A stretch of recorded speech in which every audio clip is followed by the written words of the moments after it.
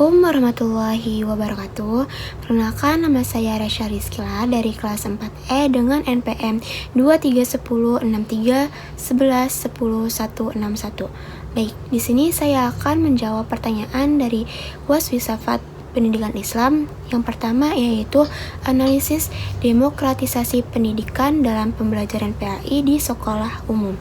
Nah, analisisnya yaitu prinsip demokratisasi pendidikan mencakup itu keadilan akses, terus kebebasan berpikir, terus partisipasi aktif, dan kesetaraan. Dalam konteks PAI ini tuh di sekolah umum, prinsip ini dapat diterapkan melalui pertama itu metode dialogis, yang dimana seperti diskusi dan tanya jawab yang mendorong siswa itu untuk berpikir kritis dan aktif untuk menyampaikan pendapatnya. Terus yang kedua itu penilaian yang adil, yang dimana itu guru itu mempertimbangkan kemampuan siswa setiap individunya, bukan hanya kognitifnya saja.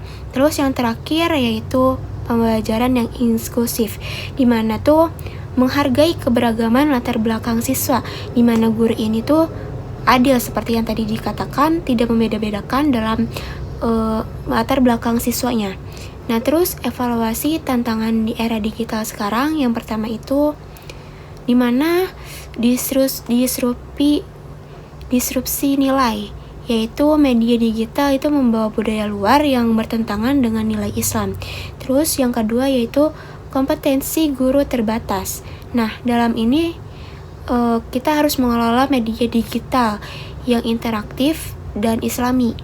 Nah, referensi yang saya dapatkan yaitu di mana Tilar HAR 2002 Demokratisasi Pendidikan Nasional, Jakarta, Rasindo. Nah, terus referensi yang kedua yaitu Zakia Derajat pada tahun 2000, yaitu Ilmu Pendidikan Islam, Jakarta, Bumi Aksara. Terus soal yang kedua, di mana sintesis pemikiran Ibnu Khaldun dan kurikulum merdeka. Nah, sintesisnya yaitu ilmu Khaldun ini melihat pendidikan ini sebagai proses bertahap, mulai dari hafalan, tahap dasarnya tuh, terus pemahaman, itu termasuk tahap yang menengah, terus hingga aplikasi dan penghayatan itu tahap tertinggi. Nah, Ilmu Khaldun ini tuh menekankan integrasi akal atau rasionalitas dan adab, yaitu etika. Nah, kurikulum merdeka ini tuh mendukung pembelajaran berdiferensiasi, terus berbasis proyek dan penguatan karakter.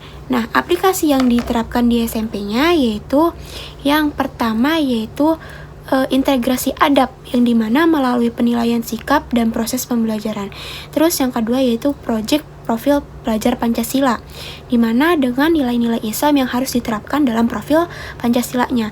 Terus yang terakhir yaitu tahap pembelajaran, yang dimana dimulai dari mengenal konsep dasar, kayak misalnya rukun iman. Nah, terus lalu mendiskusikannya. Terus habis itu membuat proyek, kayak misalnya itu membuat video dakwah yang dilakukan oleh tema iman misalnya gitu. Terus yang saya dapatkan dari referensinya yaitu Ibnu Khaldun Muqaddimah Terjemahan. Nah, terus yang kedua referensinya yaitu Kemendikbudristek pada tahun 2002 Panduan Kurikulum Merdeka. Nah, sehabis itu soal yang ketiga yaitu relevansi pandangan Ki Haji Ahmad Dahlan tentang integrasi agama dan sains. Nah, evaluasinya yaitu pandangan Kiai Haji Ahmad Dahlan ini tuh sangat relevan di tengah dekadensi moral. Nah, integrasi agama dan sains menanamkan nilai spiritual dalam ilmu pengetahuan. Nah, dalam menghindarkan ini pelajar dan ilmunya itu kosong nilainya tuh. Nah, terus desain pembelajaran yang diterapkan yaitu misalnya temanya yaitu keajaiban ciptaan Allah melalui pelajaran IPA. Misalnya nih, proses fotosintesis dikaitkan dengan Quran surat An-Nahl ayat 10 sampai 11. Nah, terus metode yang diterapkannya yaitu STEAM, Islami, STEM, yaitu S yaitu science, T yaitu teknologi, N yaitu engineering, dan A-nya itu art, terus M-nya itu matematik plus spiritualitas. Nah, tujuannya itu untuk memupuk kesadaran tauhid melalui fenomena ilmiah. Nah, referensi yang saya dapatkan yaitu Zuhairini et al. Pada tahun 1993, Sejarah Pendidikan Islam Jakarta Bumi Aksara. Terus referensi yang kedua saya dapatkan yaitu di Mukhlas Samani pada tahun 2013. Itu integrasi ilmu dalam pendidikan Islam Surabaya Unesa Press. Nah, habis itu soal yang keempat, pemikiran Kiai Haji Hashim Asy'ari tentang akhlak dan tawadu. Nah, analisisnya yaitu bahwa Kiai Haji Hashim Asy'ari ini menekankan bahwa akhlak dan penghormatan terhadap guru ini tuh adalah fondasi keberkahan ilmu. Nah, dalam konteks pembelajaran PAI itu, yang pertama itu kita menanamkan karakter melalui teladan guru. Misalnya kayak apa yang dilakukan oleh guru itu menjadi tauladan kepada siswanya. Nah, itu tuh bukan hanya teori saja, tetapi dipraktekkan kepada kehidupan sehari-hari. Nah, terus yang kedua itu penguatan nilai tawadu, yang dimana dalam interaksi siswa dan guru. Kayak guru tuh melakukan interaksi dengan siswa agar siswa itu tuh bisa berkomunikasi dengan baik gitu. Misal kayak nggak ada diskomunikasi gitu antara siswa dan guru. Nah, terus solusi kritis keteladanan gurunya yaitu penguatan etika profesional guru, profesi guru. Nah, terus solusinya yang kedua yaitu pelatihan pengembangan diri dan spiritual guru. Nah, yang terakhir yaitu evaluasi karakter dalam pendidikan guru PAI. Nah, referensi yang saya dapatkan yaitu Haji Hashim Asy'ari pada tahun 2006, terus Adabul Alim wal Muta'alim di Jombang, Maktabah Al-Islamiyah. Terus referensi yang kedua yaitu Raharjo MD pada tahun 2007, Etika Profesi Keguruan Jakarta Bumi Aksara. Nah, terus soal yang kelima yaitu purifikasi Islam menurut Ahmad Hasan atau Persis. Nah, analisisnya yaitu Ahmad Hasan ini mengajak kembali kepada Al-Quran dan hadis murni. Dalam kurikulum PAI sekarang tuh ini terlihat dalam yang pertama itu kritik terhadap budaya-budaya lokal yang bertentangan dengan dalil. Terus yang kedua, penguatan literasi hadis dan tafsir yang tematik gitu. Terus konservatif atau reformis itunya yaitu yang pertama itu lebih condong ke reformisme, yang dimana meski terkesan konservatif, Ahmad Hasan ini justru mengkritik taklid dan mendorong ijtihad yang kontekstualnya itu berbasis dalil yang sahih gitu.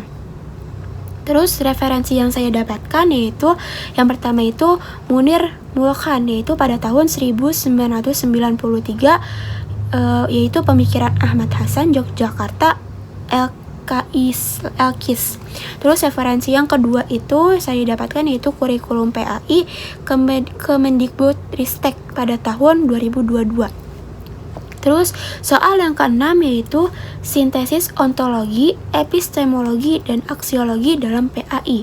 Nah, sintesis hubungannya itu yang pertama ontologi. Ontologi itu hakikat pendidikannya yaitu proses pembentukan manusia yang beriman dan bertakwa. Terus kalau epistemologi yaitu ilmu dalam pendidikan Islam ini tuh diperoleh dari wahyu atau nakli dan akal yaitu akli.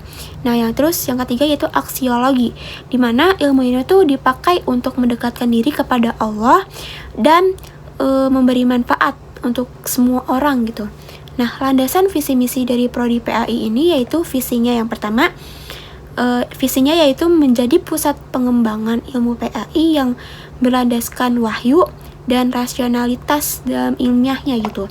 Terus misinya itu menyelenggarakan pendidikan PAI yang mengembangkan akhlak, terus keilmuan dan kemanfaatan dalam sosial.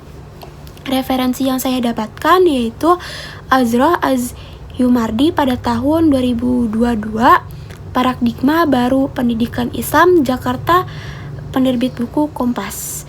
Nah, terus referensi yang kedua yaitu Zuharini DKK pada tahun 1993, Ilmu Pendidikan Islam.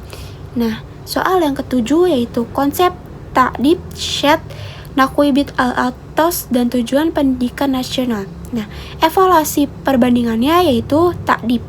Ta'dib ini menekankan penanaman adab atau etika tinggi dalam pendidikan, tidak hanya penguasaan ilmu. Berarti di sini tuh penanaman adabnya tuh lebih tinggi gitu daripada ilmunya gitu maksudnya. Terus pendidikan yang kedua yaitu pendidikan nasional, yang dimana menekankan pada kecerdasan intelektual, spiritual, emosional, dan sosial. Jadi tuh pada pendidikan nasional itu udah mencakup semuanya gitu, dalam menekankan kayak kecerdasannya, terus emosionalnya, terus keagamaannya, dan sosialnya gitu. Nah, penerapan dalam RPPPAI-nya yaitu tujuan pembelajarannya itu mencakup pembentukan adab. Terus aktivitas pembelajarannya yaitu pembiasaan salam, sopan santun, mencium tangan kepada guru gitu. Terus dan penilaian, dimana mencakup aspeknya tuh sikap atau adabnya tuh bukan hanya pengetahuan gitu. Jadi kayak mereka mementingkan adab daripada pengetahuannya. Nah, referensi yang saya dapatkan yaitu Al-Atos SN pada tahun 1980